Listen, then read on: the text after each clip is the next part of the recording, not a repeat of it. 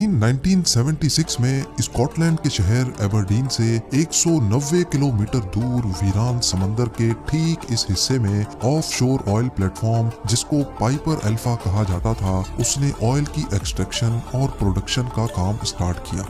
Piper alpha एक बहुत ही मजबूत और एडवांस्ड ऑयल प्लेटफॉर्म था, जिसमें 185 किलोमीटर फी घंटा के समंदरी तूफान को भी बर्दाश्त करने की सकत मौजूद थी।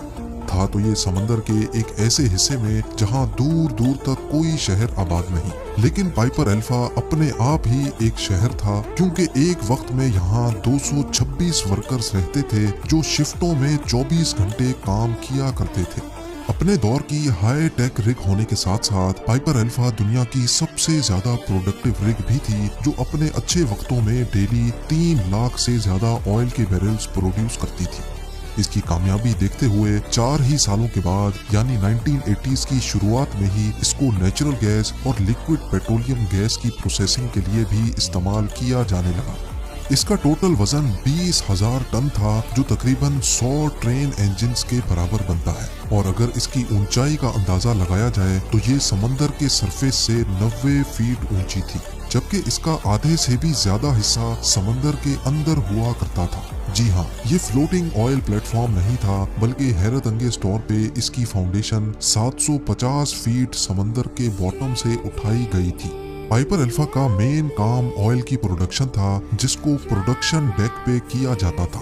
इस डेक पे कई मॉड्यूल्स इंस्टॉल थे, जिसमें मॉड्यूल ए ऑयल और गैस को पंप करता था, मॉड्यूल बी और सी ऑयल और गैस को प्रोसेस करता था, और इन सब को पावर देने के लिए और पूरी रिग की इलेक्ट्रिसिटी नीड्स को पूरा करने के लिए मॉड्यूल डी था, जिसमें हैवी जनरेटर्स लगे हुए थे।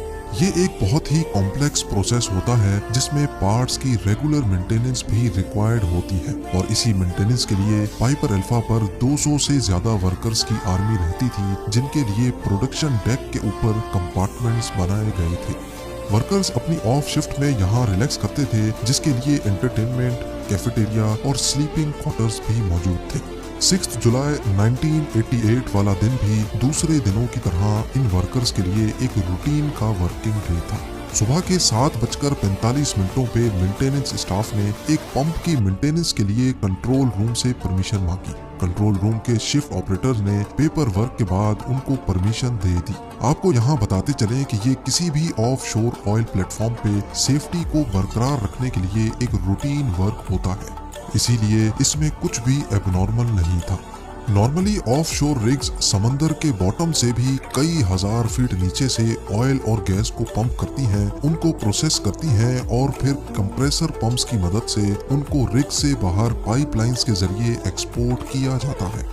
क्योंकि यहाँ बात हो रही है क्रूड ऑयल, नेचुरल गैस और एलपीजी की, जो कि इंतहाई इनफ्लेमेबल फ्यूल्स हैं। इसी वजह से इस सारे प्रोसेस में कई सेफ्टी वॉल्व्स भी लगे होते हैं, ताकि अगर किसी वजह से भी कोई पंप खराब होता है तो जमीन से निकलने वाली खतरनाक गैस का वॉल्व ऑटोमेटिक बंद हो जाए।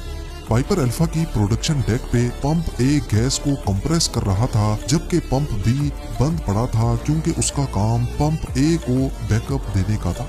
अब नॉर्मली एक पंप कई दिनों तक चलता रहता है, और उसके बाद उसको रेस्ट देकर दूसरा पंप चलाया जाता है, या फिर अगर एक पंप खराब हो जाए तो उस सूरत में दूसरा पंप स्टार्ट किया जाता है। दोपहर के 12 बजे मेंटेनेंस वर्कर इस पंप बी के सेफ्टी वॉल्व को खोलने में मसरूफ थे, क्योंकि उसकी मेंटेनेंस ड्यू थी और इस काम के लिए वो ऑलरेडी सुबह को परमिशन ले चुके थे। शाम के 6 बज चुके थे, लेकिन पंप बी के सेफ्टी वॉल्व की मेंटेनेंस मुकम्मल ना हो सकी। इसी वजह से वर्कर्स ने ये काम नेक्स्ट डे पे शेड्यूल कर दिया, और इसमें भी कोई खतरे की बात नहीं थी, क्योंकि पंप ए अपना काम कर रहा था, और अगर रात गए इसमें कोई मसला भी हुआ तो gas valve automatic shut off हो जाएगा। सुबह की शिफ्ट खत्म होने का वक्त आ चुका था। सारे वर्कर्स ने नाइट शिफ्ट वालों को चार्ज दे दिया।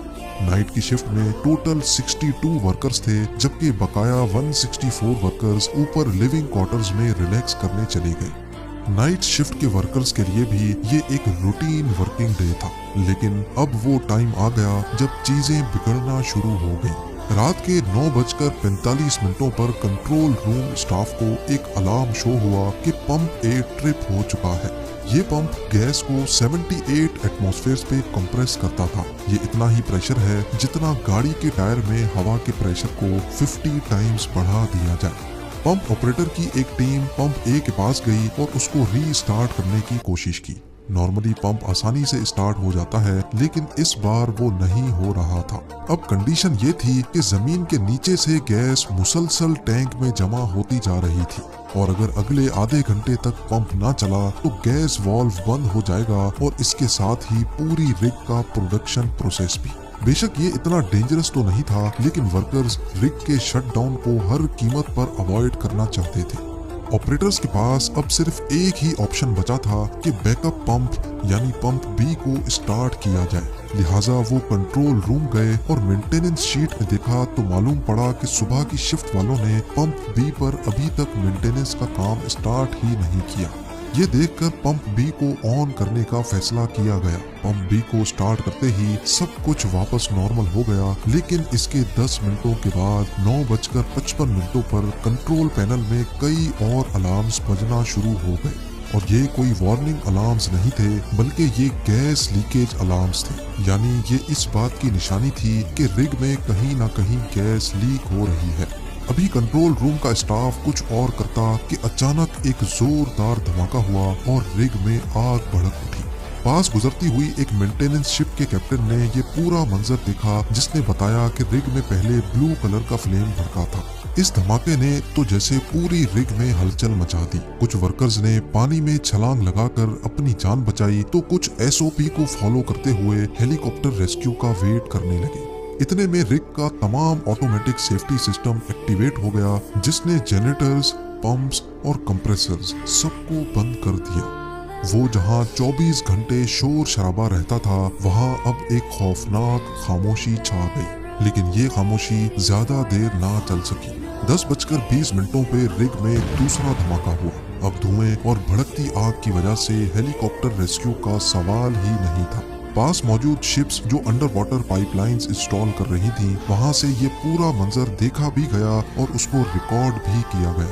इस वक्त तक ये खबर आग की तरह फैल चुकी थी। यूरोप समेत पूरी दुनिया के न्यूज चैनल्स इस हादसे को रिपोर्ट करने लगे। अभी आग बुझाने के लिए कुछ और किया जाता कि एक तीसरे धमाके ने पूरे पाइपर अल्फा को हिला दिया, जिसके नतीजे में प्रोडक्शन मॉड्यूल्स और लिविंग क्वार्टर्स समंदर में जा गिरे। वो दिन जो एक रूटीन वर्किंग डे था, वो अब तारीख का अफसोसनाक दिन बनने जा रहा था। पाइपर अल्फा के हादसे में 167 वर्कर्स अपनी जान से हाथ धो बैठे, जबकि 59 वर्कर्स इंतहाई मुश्किल हालात में अपनी जान बचाने में कामयाब हुए। पहले धमाके से लेकर तीसरे धमाके तक पाइपर अल्फा को तबाह होने में पूरा 1.5 घंटा लगा और इस खबर ने सबसे बड़ा धचका ऑयल इंडस्ट्री को दिया। दूसरी रिग्स पर काम करने वाले वर्कर्स ने अपनी जॉब से रिजाइन करना शुरू कर दिया और कई ऑयल प्लेटफॉर्म्स को सेफ्टी चेकअप्स के नाम पे बंद कर दिया गया। सबसे बड़ा सवाल ये उठाया जा रहा था कि आखिर इतनी एडवांस्ड और इतनी प्रोडक्टिव रिग कैसे तबाह हुई। एक इन्वेस्टिगेशन टीम कायम की गई जिसको इस मामले की तह तक जाना था, लेकिन उनके पास फोटोग्राफिक एविडेंस और चंद चश्मदीद गवाहों के सिवा और कुछ भी नहीं था। पहले तो किसी को भी इस हादसे की असल वजह मालूम ना पड़ी, लेकिन 3 महीनों के बाद जब रिग का मलबा समंदर के बॉटम से बाहर निकाला गया तो उसमें कागज का एक ऐसा डॉक्यूमेंट मिला जिसने सारी हकीकत खोलकर सामने रख दी। हादसे वाले दिन सुबह को 7:45 पर जब मेंटेनेंस टीम ने पंप बी की मेंटेनेंस की परमिशन मांगी थी, तभी उन्होंने पंप बी के सेफ्टी वाल्व को भी मेंटेन करने के लिए एक अलग डॉक्यूमेंट पर परमिशन मांगी थी और इन्वेस्टिगेशन टीम को यही डॉक्यूमेंट मिला था।